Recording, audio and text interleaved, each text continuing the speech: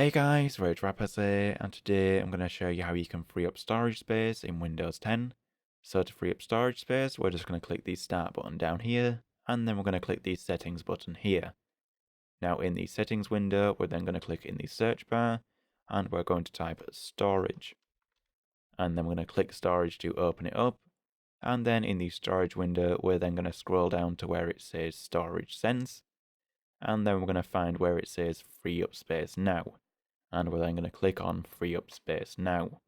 So now I've clicked that, Windows will now start searching the computer for any temporary files that can be removed. So now Windows has finished searching the computer, we now have a list of the types of files that can be removed that are no longer needed. So I'm just going to go down the list and I'm going to select all of them. You can just select the ones that you want to remove. One that takes up most of the space will most likely be the Windows Update Cleanup. So I have got that one ticked.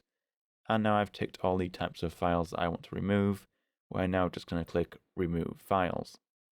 And now Windows has finished removing files. All we need to do now is just restart the computer. So all you need to do is click the Start button, and then the Power button, and then click Restart.